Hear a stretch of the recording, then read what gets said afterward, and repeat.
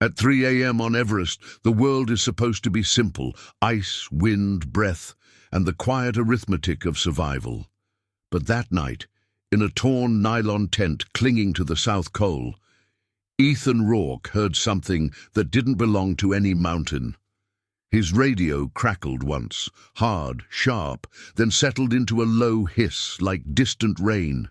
Ethan was half awake, oxygen mask hanging loose against his cheek, when a voice pushed through the static and spoke his name. Ethan. Not a shout, not a call. It sounded close, as if the speaker was leaning over his shoulder, careful not to wake the others. Ethan froze. Every climber knows the rules up here. Radios don't play tricks at this altitude unless something is wrong. Battery failure, interference, a nearby team calling for help. He grabbed the handset and checked the channel. The frequency was the one they'd agreed on. The call sign was wrong, and the voice didn't have the shape of human breath behind it. It didn't cough. It didn't hesitate. It didn't rise and fall with cold lungs and fear. Ethan, it said again, stretched thin as if the syllables were being pulled through a narrow gap in the air. Come. Outside. A gust slapped the tent walls. Snow sifted down like powdered glass. His teammate Mara Kline slept with her gloved hands curled near the zipper, unaware. Their Sherpa guide, Tenzin Dorje, had warned them about the mountain's worst danger: not avalanches, not storms. Confusion. The kind that makes experienced people do unthinkable things in the dark. Ethan thumbed the transmit button. "Who is this?" he whispered. The radio answered immediately, in a tone that felt older than language. "You already know. The story you just heard is a fictional narrative created for entertainment. Everest has a way of stripping life down to essentials. At that height, you don't debate philosophy. You count breaths. You don't chase comfort. You chase minutes of warmth. And you don't waste energy on fear until fear finds you anyway." Ethan Rourke was not a rookie. He was a methodical, middle-aged alpinist with a cautious reputation, exactly the kind of man who double-checks knots, logs oxygen levels, and never steps outside a tent at night unless something is burning or someone is dying. Mara Kline, his climbing partner, was the opposite: sharp instincts, fast decisions, the kind of confidence that often looks like luck to people watching from below. And Tenzin Dorje, their Sherpa guide, carried the mountain in his posture, calm, precise, and unwilling to exaggerate what he couldn't prove. They had reached the South Col late, battered by wind and thin air, and their plan was simple: rest a few hours, then push for the summit before dawn, the usual rhythm, the usual risk. Until the radio spoke Ethan's name at exactly 3 a.m., and the voice that followed didn't sound like any climber he'd ever heard: injured or healthy, panicked or calm.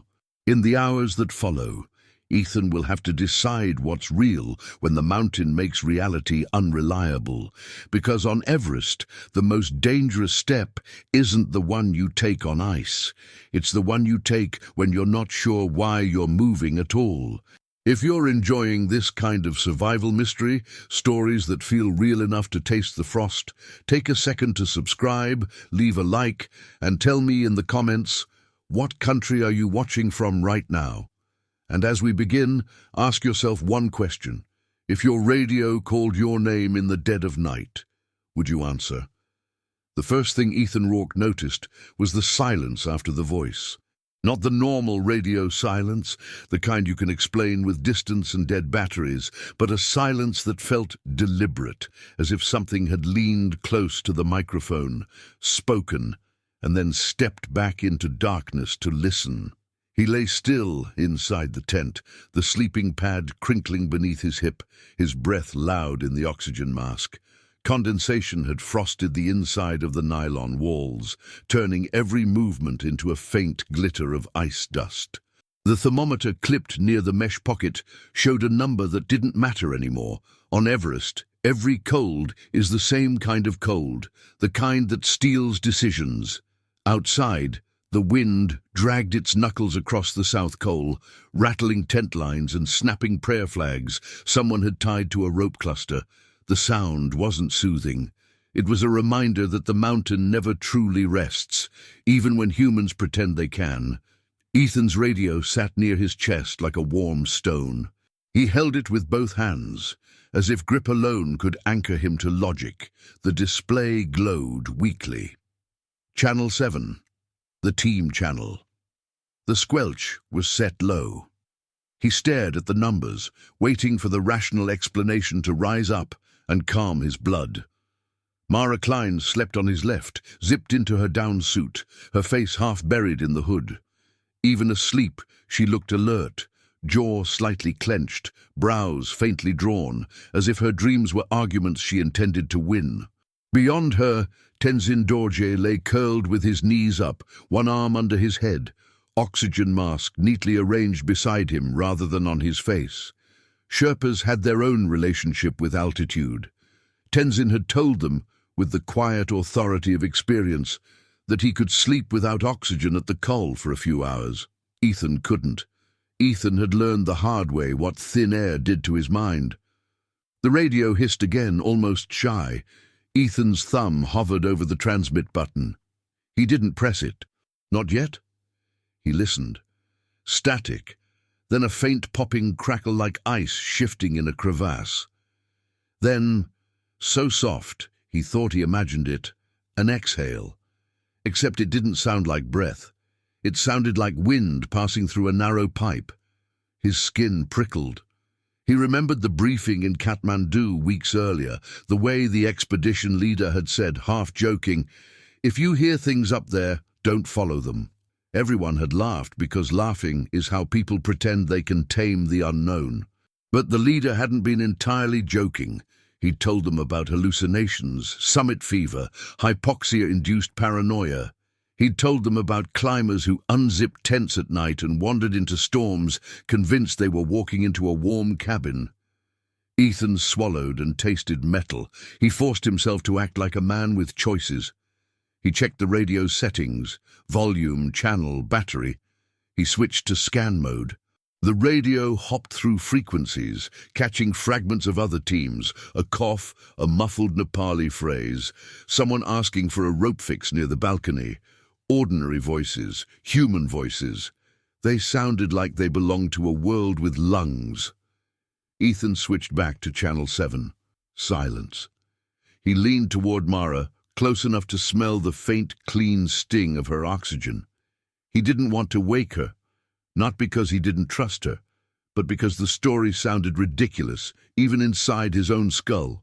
A voice on the radio at 3 a.m. telling him to come outside. It would land like a superstition, and superstition on a mountain could turn into a knife fight between fear and ego. But if it happened again, he needed a witness. He nudged Mara's boot with the back of his glove. She stirred instantly, eyes snapping open, already searching. Her hand moved to the zipper as if she expected a knife to come through the wall. "What is it?" she whispered, voice rough, more anger than sleep. Ethan raised the radio slightly. "Did you hear that?" Mara held still, listening.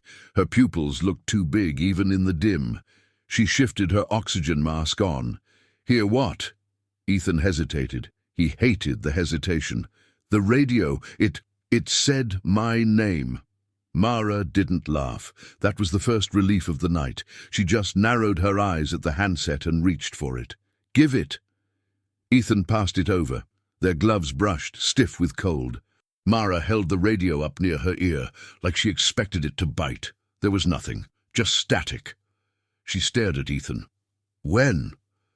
"Just now, a minute ago. It said Ethan, then—" He stopped himself before repeating the rest. "Then static." Mara's jaw tightened. Could be interference. Another team, someone fat-fingering a channel. Ethan wanted to believe that. "They knew my name." Mara shrugged, but it wasn't casual. "Your name's on the permit, on the gear. We've been on comms all week. Not exactly a state secret." She turned slightly, angling the radio toward the tent wall, as if direction mattered. "Radio," she said quietly, thumb pressing transmit. "This is Kline at South Col. Identify yourself." Her voice was calm, professional, and utterly unromantic. It was the voice of a person who believed problems had solutions. The radio hissed. Then, in a tone so faint it sounded like a memory, the voice returned. Mara. Mara's face didn't change at first. Then her eyes sharpened and her grip tightened until the plastic creaked. It said her name the way it had said Ethan's, close, careful, confident, not shouted over wind, not distorted by distance. It sounded like it was in the tent. Mara pressed transmit hard. "Who is this?" No answer, only a soft, rhythmic ticking in the static, like nails tapping ice. Ethan watched her, waiting for her to dismiss it, to fix it with logic. But Mara didn't speak. She just looked at the radio as if it had become something alive. From the far side of the tent, Tenzin shifted. He wasn't fully awake yet, but he'd sensed the change. Sherpas learned to read tone the way sailors read waves. "What is happening?" he asked in English, quiet and precise. Mara didn't answer him immediately. She stared at Ethan, then lowered the radio. "I heard it," she said. Her voice had changed, not panicked, just thinner, less certain. Ethan felt a grim satisfaction that made him ashamed. He hadn't wanted proof. Proof meant it was real enough to deal with. Tenzin sat up slowly, the movement economical, as if he saved energy even when waking. "What did you hear?" Mara handed him the radio without speaking. Tenzin took it, listened, then turned the volume down and off with a firm twist, like he didn't want the sound lingering in the tent. "Sometimes," Tenzin said, "the mountain uses radio. Old storms, old metal, old wires. Voices bounce." Ethan latched onto that. "So it's echoes?" Tenzin's face was calm, but his eyes were serious. "Echoes do not know your name." Mara's nostrils flared. "Could someone be messing with us?" Tenzin shook his head slightly. "At this height, nobody plays games. They save energy. They save life." The wind outside rose, pushing at the tent with blunt force. The poles flexed. The fabric snapped and settled. Mara glanced toward the zipper, the thin line between their small warmth and the lethal dark. Ethan's radio, now off, sat in Tenzin's lap like a dead animal. Mara cleared her throat. "We're supposed to leave in 2 hours," she said, forcing routine back into the moment. "We need sleep." Ethan nodded, but his body refused to relax. The voice had not asked for help. It hadn't given coordinates. It hadn't offered information. It had simply invited him outside, like a friend calling him to look at something interesting. That was what scared him most. Because the invitation had been perfectly shaped for curiosity, and curiosity was a weakness. He lay back down, but he didn't close his eyes. He watched the inside of the tent glow dimly from their headlamp's red mode. He listened to Mara's breathing settle into a rhythm. He listened to Tenzin's quiet movements as he checked their oxygen lines. The mundane sounds felt precious. Then, without warning, the radio turned itself on. A sharp chirp of power, the faint glow of the screen. Mara's head snapped up. Tenzin froze. Ethan's heart kicked, hard enough to make him cough into his mask. The radio hissed, then cleared, as if someone had moved a hand away from a microphone. "Outside," the voice said. This time it didn't bother with names. Mara's eyes went wide, and for the first time Ethan saw real fear on her face. Not fear of cold or height, fear of the unknown. Tenzin leaned forward, grabbed the radio, and yanked the battery pack free with a practiced twist. The voice cut off mid-syllable. Silence slammed back into the tent. For a moment, nobody spoke. The wind kept working at the nylon, indifferent. Then Mara whispered, "How did it turn on?" Ethan didn't answer, because he didn't have one. He knew radios. He knew how accidental transmissions happened. This wasn't that. The power switch hadn't moved. The battery had been seated, and the voice had been too clean, too intentional. Tenzin held the battery in his palm, like it might burn him. "We do not listen," he said. "We climb. We come down. That is all." Mara stared at him. You've heard something like this before. Tenzin's expression tightened at the edges. People hear many things. Some follow. Some do not return. Ethan's stomach rolled, not from altitude, but from the idea of a line of footprints leaving tents at 3 a.m. It's stepping into the dark, never to be seen again. Mara forced herself to swallow. "Okay," she said, voice steadier. "We don't follow. We summit. We descend. We pretend it didn't happen." Ethan wanted to agree, but part of him, the part that had brought him to Everest in the first place, wanted to understand. That part was dangerous. They lay there trying to rest, but sleep was a thing that belonged to lower altitudes. Ethan closed his eyes and saw the radio screen glowing in the dark like a single eye. He saw the zipper of the tent. He imagined his hand on it, pulling it down, stepping out. He imagined the cold hitting his face like a slap, the stars bright and merciless, the outlines of other tents scattered across the coal like wreckage. He imagined hearing the voice again, not through the radio this time, but through the air itself. When the time came to prepare, routine saved them. Routine was a rope you could cling to when the mind wanted to slip. At 5:10 a.m., Ethan and Mara sat up, moving with stiff efficiency. They checked harnesses, they adjusted crampons, they tested headlamps.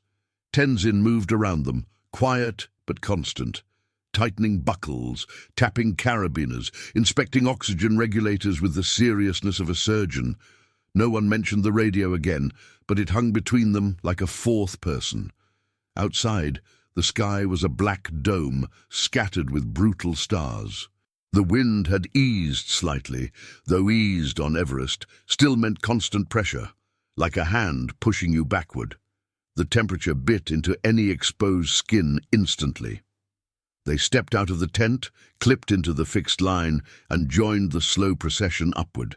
Headlamps bobbed ahead and behind like a chain of floating embers. The South Col spread beneath them, a wide saddle of snow and rock, and above them the dark ridge rose toward the balcony. Ethan focused on the rhythm. Step, breathe, step, breathe. He counted oxygen sips. He watched Mara's boots. He listened for Tenzin's occasional murmured instruction. But even as the climb began, the memory of that voice stayed in his ear. It had said his name the way a person would, as if it knew him beyond a permit list and a radio call sign. As they climbed higher, the air thinned and the world narrowed to a tunnel of light and effort. Then, about an hour into the ascent, Ethan saw something that made him stop. So suddenly, Mara nearly collided with him. A headlamp ahead, one that had been part of the chain, was moving sideways, away from the fixed line, angling toward a dark lump of rock, half buried in snow. That wasn't normal. Nobody left the line here unless they were vomiting, adjusting gear, or dying. The figure moved with strange purpose, not stumbling, not confused, walking as if following a familiar path. Mara hissed, "Ethan, move!" Ethan didn't. He watched the headlamp drift farther from the safety rope, the beam sweeping over empty snow like it was searching for something. Tenzin noticed too. He leaned forward, eyes narrowing. "That man," he said, "he is not right." Mara's voice sharpened. "Hey!" she called into the wind. "Stay on the line!" The figure didn't react. The headlamp kept moving, steady, deliberate, away from the human path and toward the open dark. Ethan's radio, clipped to his harness, battery reattached now for the climb, crackled once, softly, as if clearing its throat. Ethan's blood turned to ice. He raised the handset, not even meaning to, and then, beneath the static, he heard it again, closer than ever, as if the mountain had leaned down to his ear. "Come outside." Ethan's hand trembled on the radio. Mara stared at him, reading his face in the weak headlamp glow. "What?" she demanded. Ethan couldn't speak. He looked back at the figure drifting into darkness, and that was when the headlamp ahead stopped moving and slowly, impossibly, turned to face them. The beam pointed directly at Ethan, holding him like a spotlight. For a heartbeat the world paused. The wind, the line of climbers, the thin air. Then the figure lifted an arm and pointed, not at the path, not at the summit, but straight at Ethan. And in the radio, the voice whispered, almost tenderly, "Now." Ethan's first instinct was to look away from that headlamp beam, the way you look away from a sudden glare off ice. But he couldn't.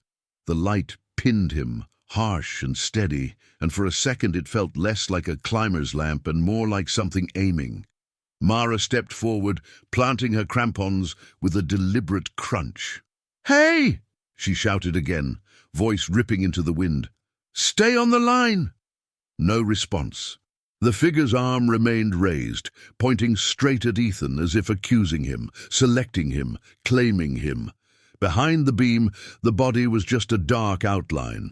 Bulky suit, hood up, oxygen mask maybe, maybe not. Details were swallowed by night and altitude. Tenzin reached past Ethan and grabbed the fixed rope with one hand, then clamped his other hand around Ethan's forearm, hard. The message was clear. Do not move off the line. Not even one step. Ethan's radio hissed at his chest. He wanted to rip it off and throw it down the slope. He couldn't. His fingers were already numb, his mind already chewing through options too slowly. At this elevation, thoughts had edges like broken glass, sharp, dangerous, unreliable. The headlamp beam wavered just slightly, then dipped, the pointing arm lowered. The figure turned away from them, as if the moment had passed, and began walking again, still off the line, still toward the darker flank of rock. Mara didn't hesitate. She unclipped one carabiner, leaned out and braced herself. "We can't let him go," she said, breath loud through her mask. "If he's hypoxic, he's dead in 5 minutes out there." Tenzin's eyes narrowed. "We call," he said. "We do not chase." "Call who?" Mara snapped, then immediately regretted the tone. Up here, frustration was poison. "There's no ranger station. There's just us." Ethan found his voice, thin and ugly. He pointed at me. Mara stared at him, and the fear in her eyes sharpened into something else, concern, but also a silent question. "Are you sure you saw that?" Tenzin glanced down the slope where the figure drifted farther into darkness. "If we go off rope," he said, "we make 2 problems." The radio crackled again, as if offended by their hesitation. Ethan felt the vibration against his chest through layers of down. "Ethan," the voice whispered, so close it didn't feel transmitted. Mara's head snapped toward his harness. "Turn it off," she barked.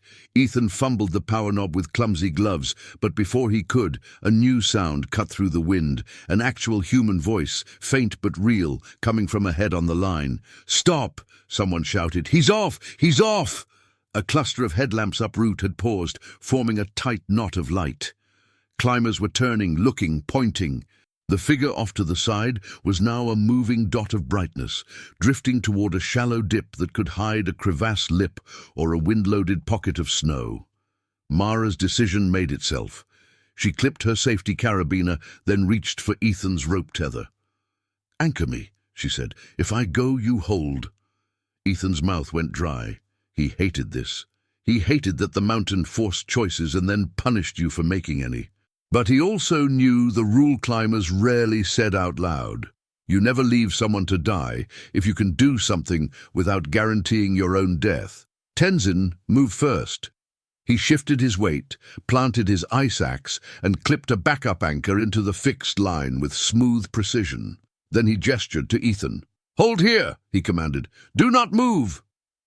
Mara leaned off the line, one step, then another, her tether taut between her harness and the rope like a leash. She moved with the careful speed of someone who'd done rescues before, her headlamp beam slicing the snow ahead.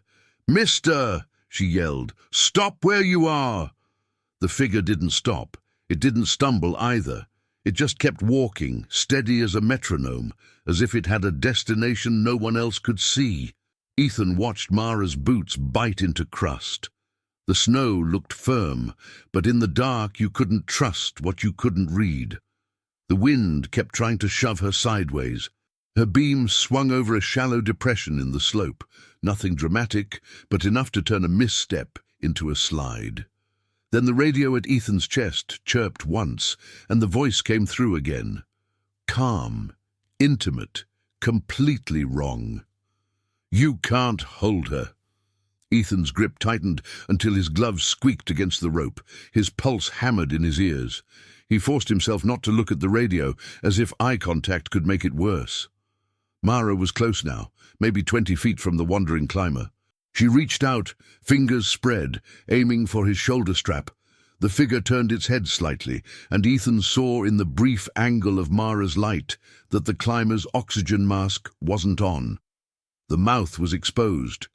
The face was pale, lips cracked dark, eyes wide and empty. He wasn't just hypoxic. He was already slipping past the edge where reason lives. Mara grabbed him hard, yanking him toward her like hauling a sack. The man flinched, then fought, weakly at first, then with sudden frantic strength. His arms windmilled, slapping at her, clawing for balance. He made a sound that was half cough, half laugh, half sob. Mara shouted, "Ethan, hold!" Ethan dug in, leaning back against the line, feeling the tether go taut through his harness. The pull was sharp enough to bruise. His boots skated a fraction on hard snow, and he felt the awful slide-start sensation that had killed better climbers than him. He locked his knees, forced his crampons to bite, and pulled back with everything he had left. For a second, it worked. Mara regained her footing. The man sagged, as if the fight drained out of him. His headlamp beam dipped toward the snow, then swung wildly again.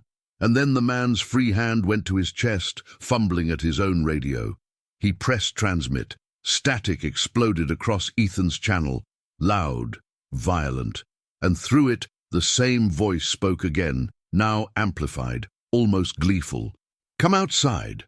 Ethan's blood chilled so fast it felt like he'd inhaled ice. Mara heard it too. Her head jerked. Her eyes met Ethan's across the darkness. The man in her grip smiled, an awful, broken expression that didn't belong on a face at this altitude. Then he tried to twist away from her, throwing his weight toward the slope, toward the dark dip. Ethan's rope tether snapped tighter, his crampons slipped, and for one breathless moment, Ethan felt his body begin to slide toward the edge with them. Ethan caught himself by instinct, dropping his weight, driving the front points of his crampons down like teeth. The rope sang with tension, a high, ugly vibration that made his stomach lurch.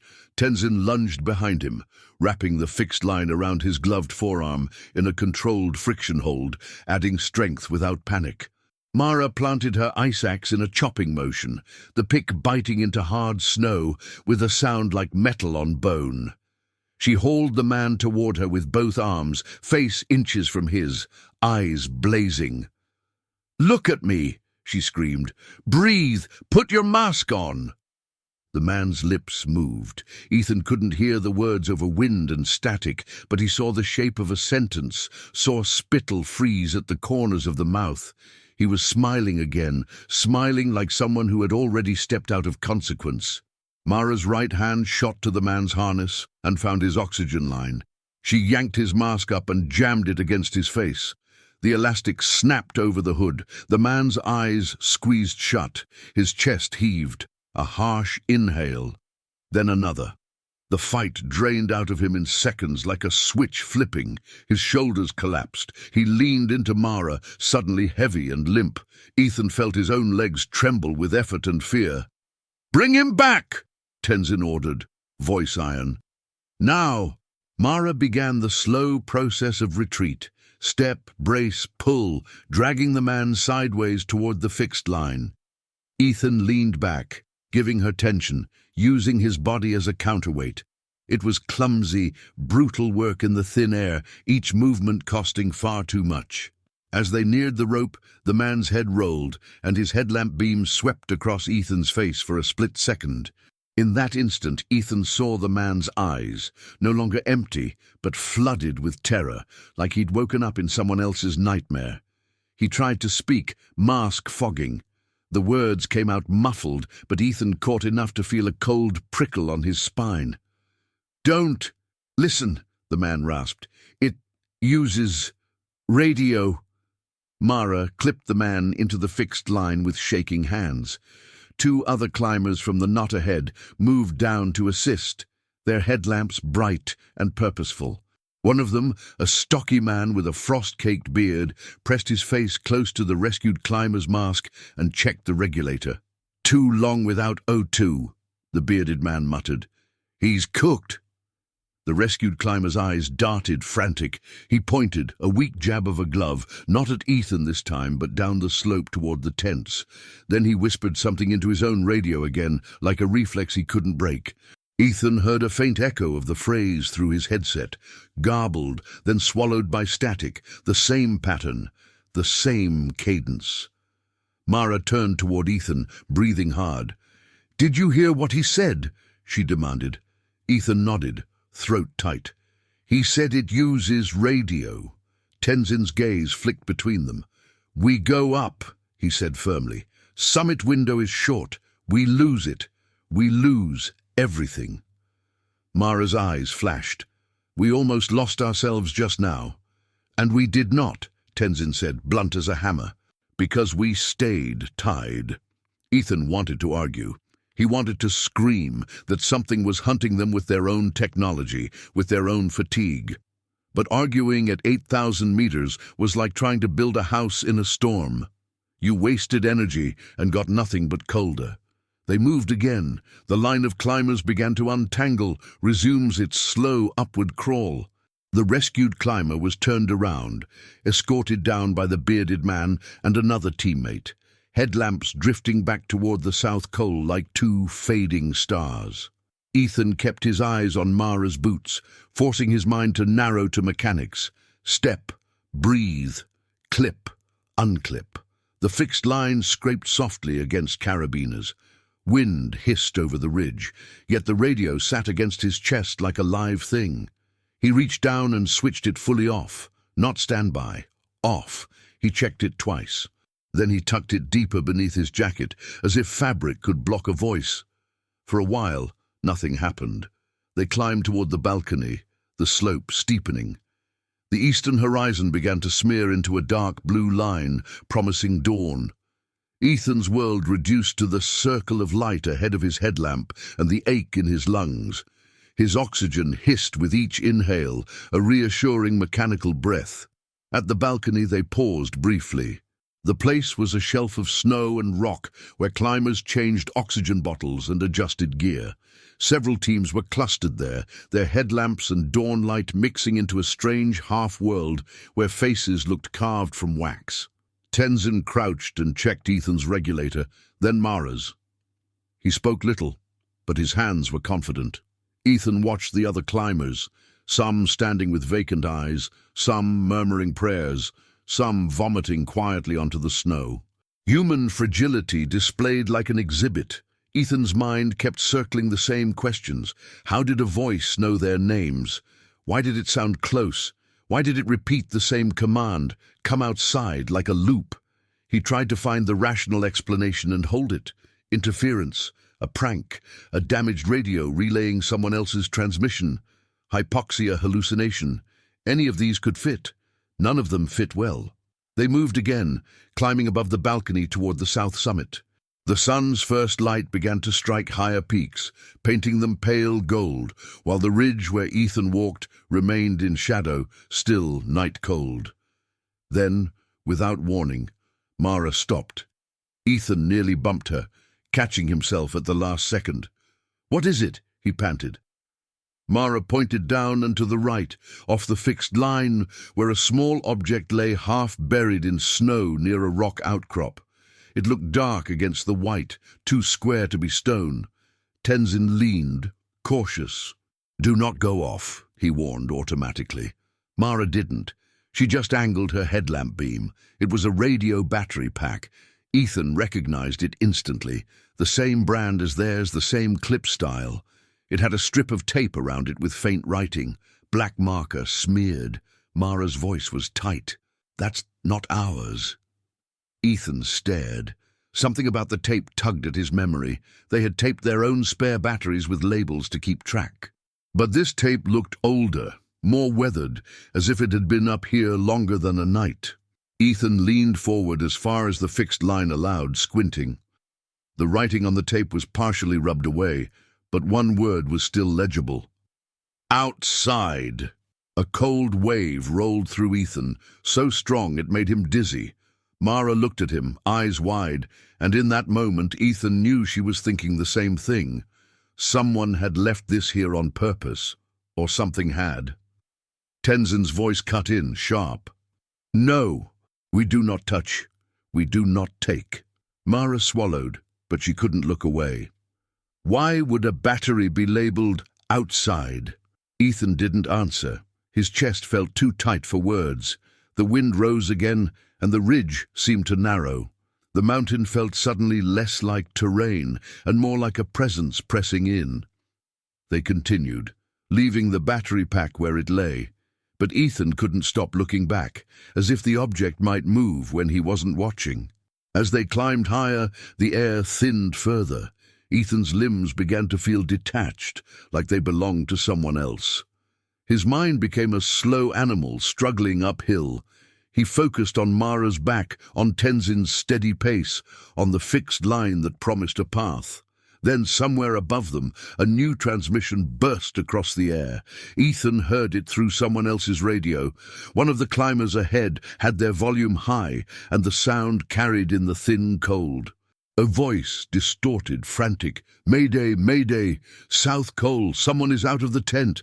Then static swallowed it. The climber with the loud radio cursed and slapped the handset. Another climber leaned in, trying to hear. The transmission came again, broken by interference. 3 a.m., calling named. He went outside. Ethan felt the hair rise under his hood. It wasn't just them. Someone else, another team, had experienced it too. Mara leaned close to Ethan, voice low. You heard that? Ethan nodded, unable to speak. Tenzin's expression tightened, but he didn't slow. People get confused, he said, as if forcing the world back into a shape he understood. They think many things. They say many things. But Ethan saw something in Tenzin's eyes now, an old caution deepening into something nearer to dread. The ridge steepened toward the south summit. Dawn brightened, and the world became painfully clear. Jagged rock ribs, wind-carved snow, the endless drop into Tibet on one side and Nepal on the other. The exposure was so vast, it felt like looking at the edge of the planet. Ethan's breathing grew harsher. His oxygen gauge dipped faster than he expected. He checked it twice, then tapped Mara's shoulder and pointed. She glanced, nodded, and signaled Tenzin. Tenzin looked, then motioned to a small sheltered notch behind a rock where they could swap bottles. They clipped in, crouched, hands fumbling with frozen valves. Ethan's gloves were too thick, his fingers too clumsy, his mind too slow. The bottle exchange should have been routine, unclip, twist, swap, check. Instead, it felt like a puzzle with pieces that wouldn't fit. Mara leaned close. You okay? She asked. Ethan forced a nod. Yeah, just cold. Mara's gaze lingered on his chest, where the radio sat buried. Keep it off, she whispered. Ethan nodded again. He finished the swap, tightened the valve, listened for the hiss. It came, steady and clean. Relief. Then his jacket vibrated. Not from wind, from the radio. Ethan's eyes widened. He yanked it out, staring at the power knob. It was still off. The screen was dark, but the speaker crackled anyway, soft at first, then clearer, like a whisper finding a throat. Ethan, the voice said, gentle now, almost familiar. You left something behind. Ethan's stomach dropped.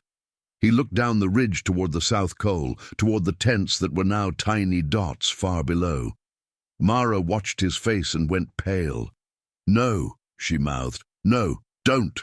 Tenzin snapped his head up, hearing the faint sound. He reached for Ethan's radio with sudden urgency.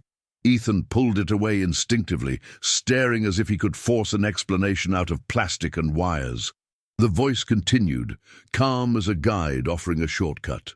Come back, it said. Come outside. And then, behind the words, Ethan heard something that shattered the last of his rational defenses. A second voice, faint and muffled, human, terrified, speaking through the same static. "Mara," it whispered. "Ethan, help me." It sounded exactly like Mara's voice. Mara's face drained of color so fast it looked like the dawn had been sucked away. That's me," she whispered, horror-struck. "That's my voice." Ethan's hands shook. The mountain under his feet felt suddenly unreal, like a stage. The wind roared, the ridge narrowed, and above them the summit waited like a promise. But the radio in Ethan's hands was now playing back something impossible. Mara's voice calling for help from somewhere it couldn't be. Tenzin grabbed Ethan's wrist, his grip crushing. "No listening," he commanded, voice fierce. "No answering." Ethan tried to breathe, tried to think, tried to decide if the greater danger was above them or inside that radio. And somewhere far below on the South Col, a tent zipper slid open. Ethan stood frozen behind the rock notch, his new oxygen bottle hissing cleanly, while the radio in his hands did something that broke the rules of physics and the rules of sanity at the same time. The power knob was still set to off. The screen was dark, yet the speaker crackled as if the device had its own lungs.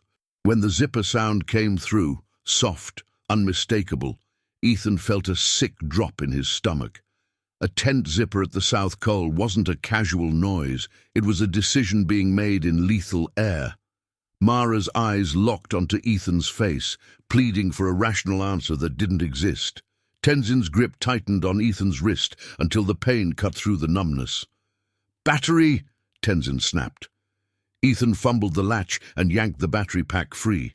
The crackle died instantly, as if someone had been waiting for that exact moment to stop speaking. Silence returned, but it wasn't relief. It was the kind of silence you feel after a gunshot, proof that something happened, and now you're just waiting to see what it hit.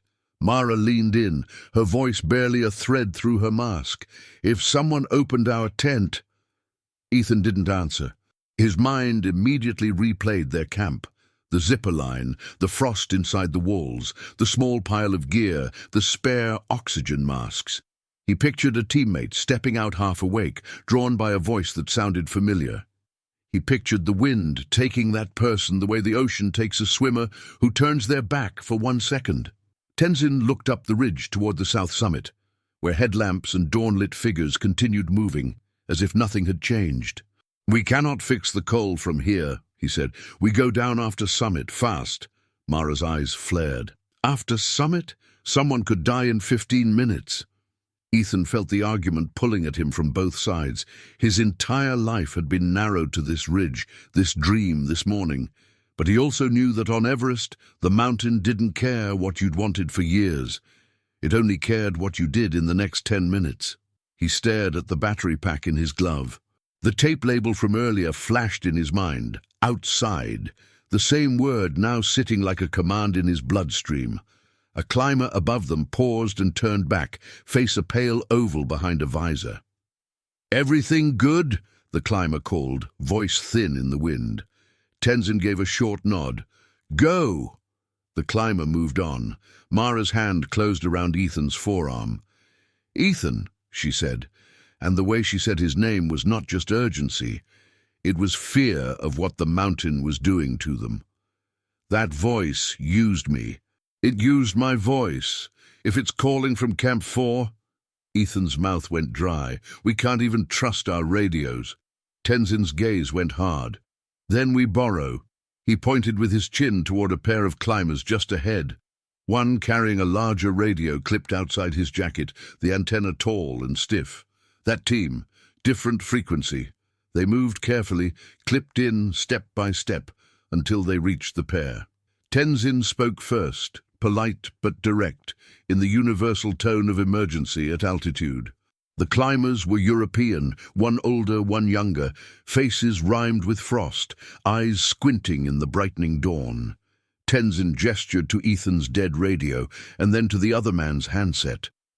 "We need quick call to South Col," he said. "Our radio not working." The older climber hesitated, then nodded. "Up here you didn't like sharing comms, but you liked dying alone even less." He unhooked his radio and offered it, careful as if handing over a loaded weapon. Ethan took it. The device felt heavier than it should, like responsibility had weight. He pressed transmit. "Camp 4, this is Ethan Rourke. Do you copy?" A burst of static. Then a human voice, strained, real, imperfect, answered. "Rourke, this is John Sato at Camp 4. Weak signal, go." Ethan's relief was so sharp it almost made him laugh. John Sato, expedition leader, staying behind at Camp 4 to rest a cough, sleeping in the adjacent tent. If anyone was going to unzip a tent at 3 a.m., it would be John, stepping out to vomit or check lines. But then Ethan remembered the zipper sound that had come through the impossible transmission.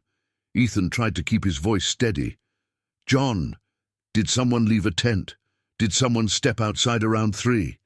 There was a pause long enough to feel dangerous. Wind hissed. Ethan looked at Mara. Her eyes were locked on the radio like it might betray them. Then John's voice returned lower. "We had an incident. One of our Sherpa, Pemba, woke up and said he heard Mara calling him. He opened the zipper. We grabbed him before he went far." Mara's face tightened as if she'd been slapped. John continued. "But," another pause. "But a climber from the Korean team, Min Jae, he's missing. Their tent was open when they woke. Tracks lead away toward the west shoulder. They're searching." Ethan's stomach turned. The mountain had already taken someone. Mara leaned close to the handset and spoke fast. "John, listen to me. Something is using our names on the radio. It's not a joke. If you hear any call, any voice, do not go outside. Lock zippers, remove batteries." John's voice cracked with fatigue. "Understood. We're doing it. But signal is messy.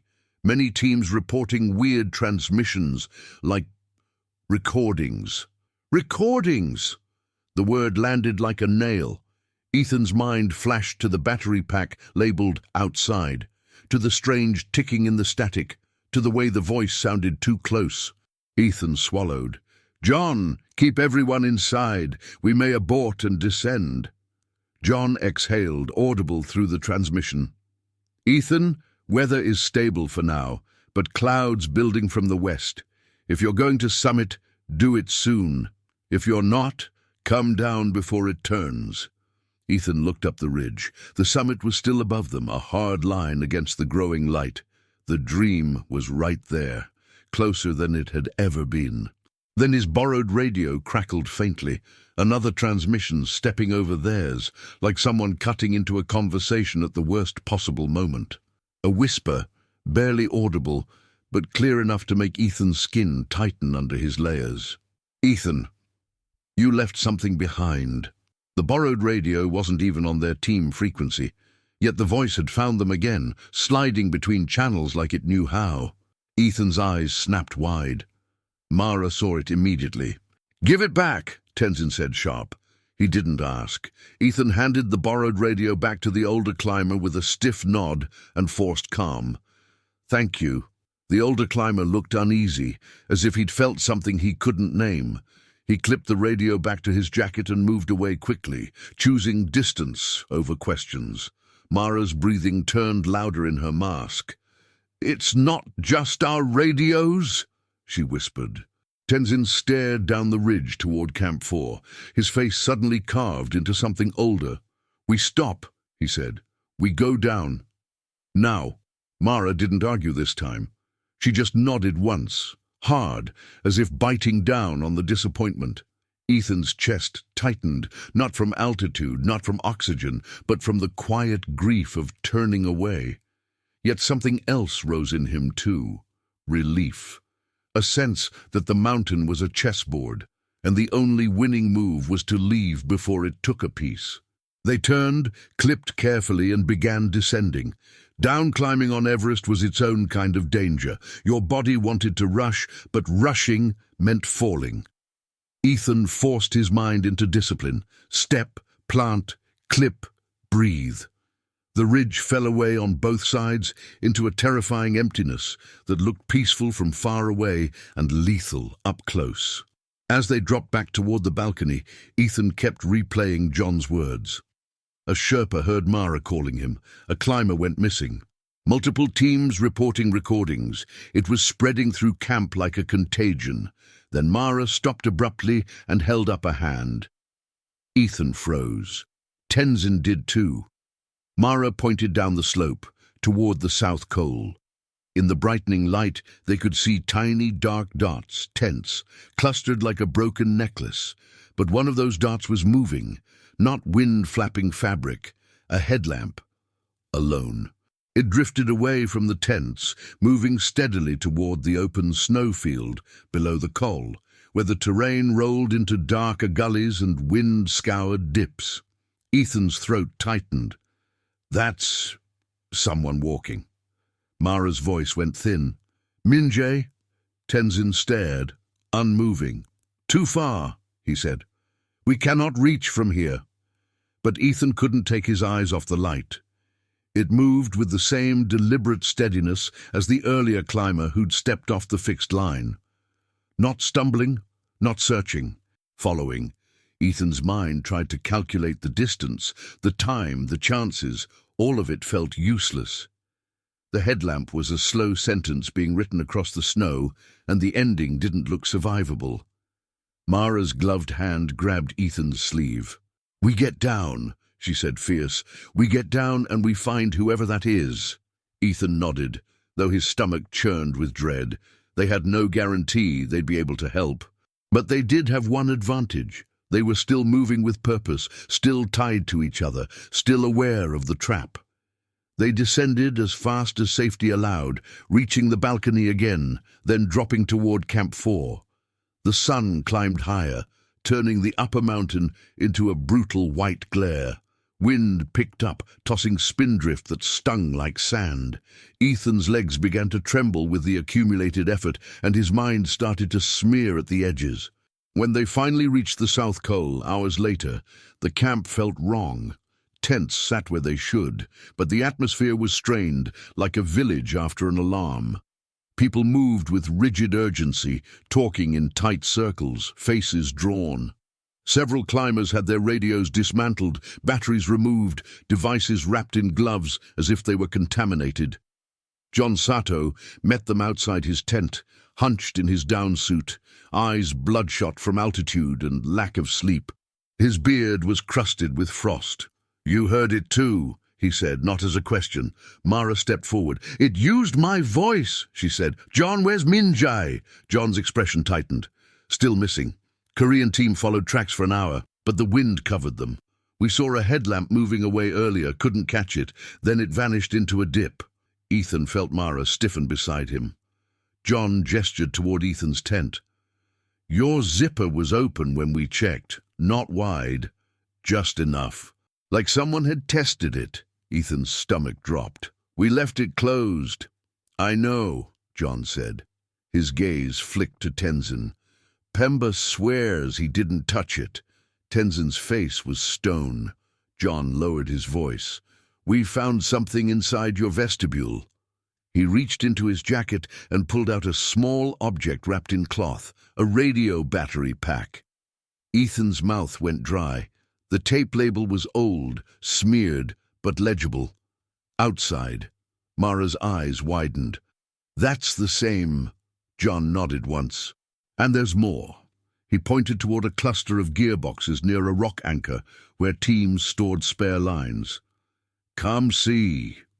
They walked, crunching snow, and John led them to a shallow depression behind stacked oxygen bottles. There, half buried under drift, was a small black device, an improvised radio repeater or booster, the kind teams sometimes placed to strengthen signal. It looked battered, old, as if it had been abandoned and forgotten, then re-exposed by wind. A thin wire ran from it into the snow, disappearing like a root. Ethan crouched carefully, not touching it. His pulse hammered. That could record transmissions, he murmured. Store fragments.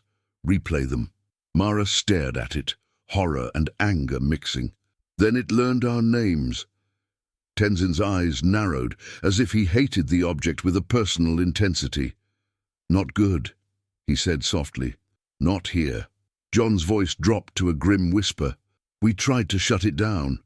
Batteries dead, supposedly.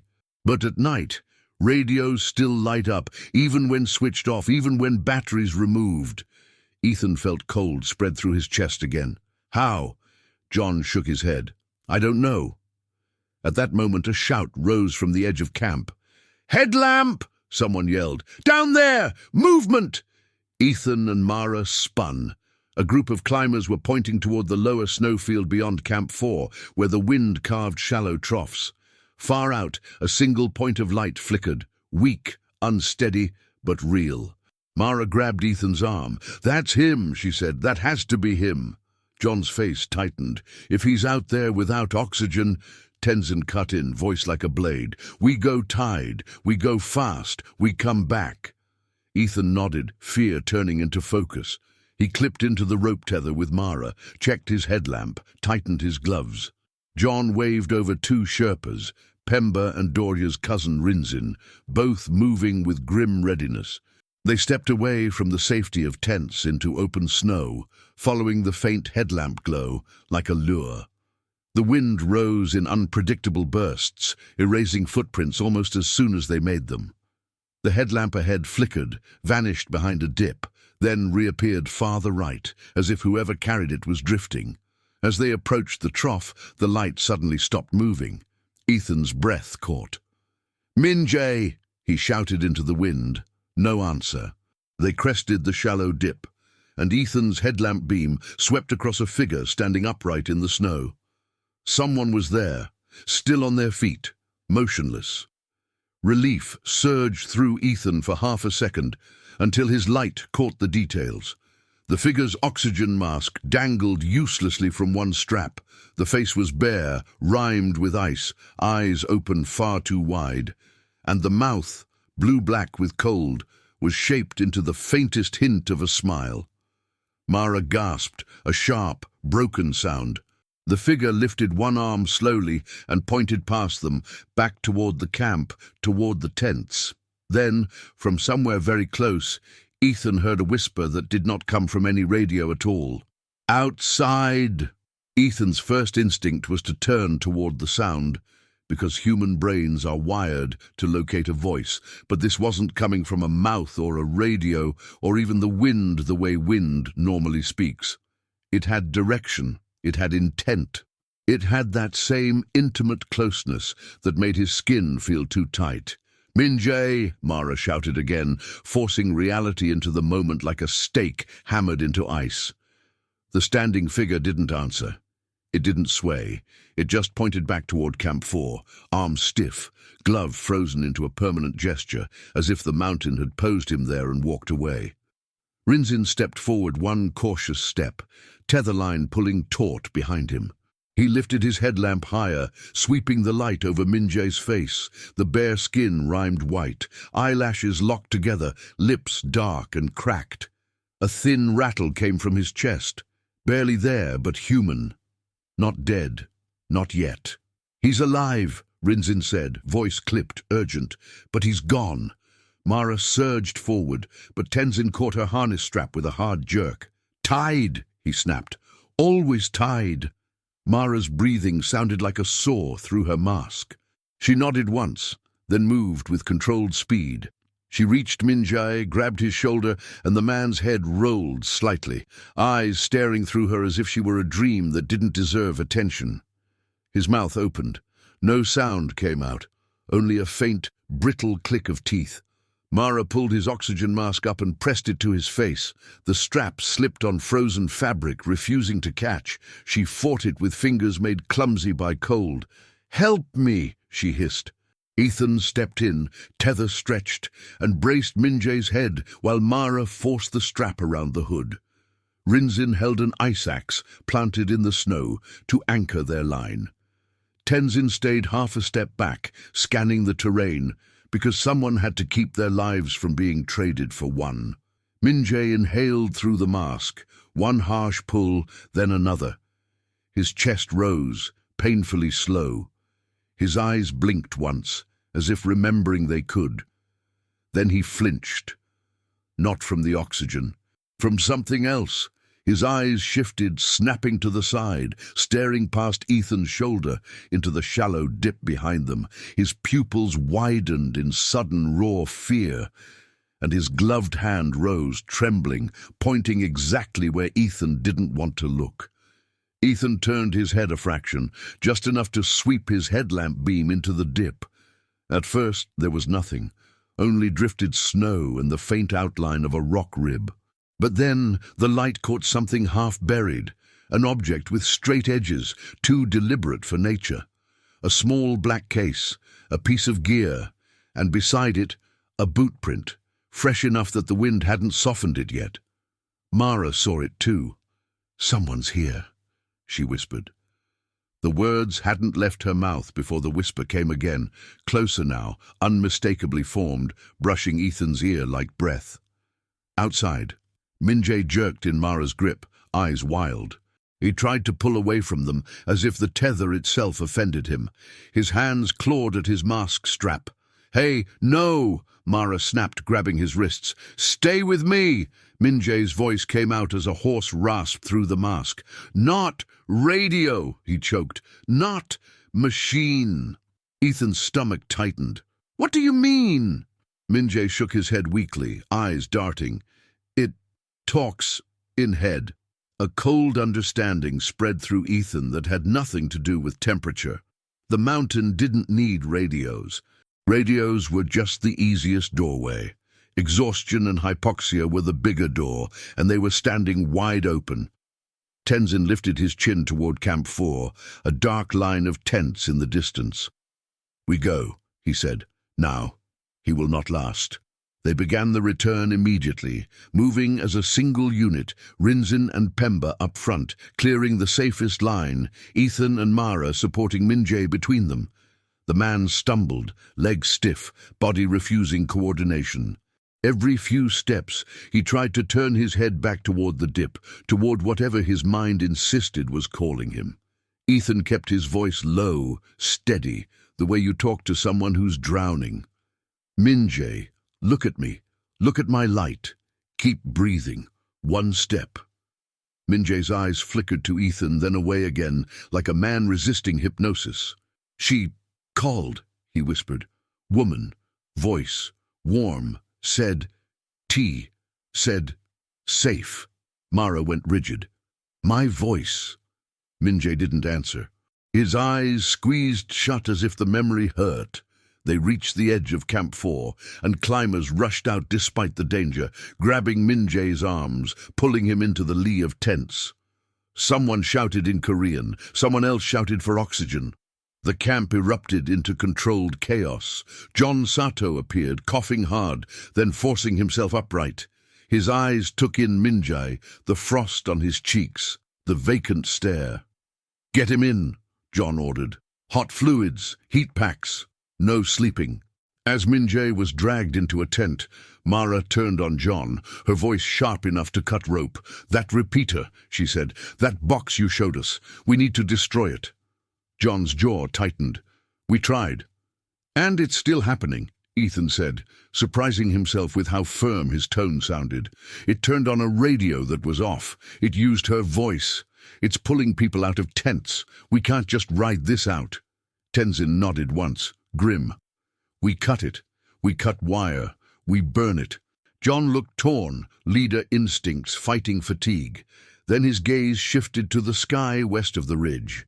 A dull smear of cloud was thickening, moving with purpose. "We've got weather coming," John said. "If we're going to do anything, it's now." They moved as a group, Ethan, Mara, Tenzin, John, and Rinzin, toward the gear stacks behind camp where the buried device had been found. The wind had picked up, lifting fine spindrift that licked at their suits like dry flame. The light had sharpened, shadows looked like cracks. John pointed to the depression. There, Ethan crouched carefully. The repeater case sat half exposed. The thin wire still disappeared into the snow like a vein. Mara's headlamp beam lingered on the wire with disgust, as if looking at something parasitic. Tenzin knelt, drew a small knife from his chest pocket, and began digging with gloved hands, scraping snow away from the wire. His movements were efficient, purposeful, as if he'd decided this was a living thing, and the only mercy was cutting it. The wire led to another buried object, deeper than expected. Rinzin dug fast, breath loud, snow flying. The wind swirled, trying to refill the hole as soon as they made it. Then Rinzin's glove hit hard plastic. He pulled. A second case emerged, larger, sealed, with old expedition tape on it, a faded logo, a date scribbled in marker that looked like it had been written years ago. John's eyes narrowed. "That's not ours." Ethan's pulse quickened. "What is it?" Tenzin pried it open. Inside was a battery block, ancient by Everest standards, metal corroded, wrapped in tape, and nestled beside it, a small recorder unit, the kind used to store transmissions and replay them when signal dropped. A cheap memory box, meant for convenience. Mara stared at it, face pale. "A voice library," she whispered. John swallowed. "So it's recordings." Ethan wanted that to be the answer. It was neat, it was explainable, but something didn't line up, the non-human texture, the way it slid between channels, the way it seemed to respond. Then the recorder's tiny indicator light blinked. Once. Twice. John stiffened. "It shouldn't have power." The wind surged, and the tents behind them snapped like flags. Ethan felt something shift, not outside, but inside his skull. A pressure, like a hand on his thoughts, and then, right beside them, someone spoke.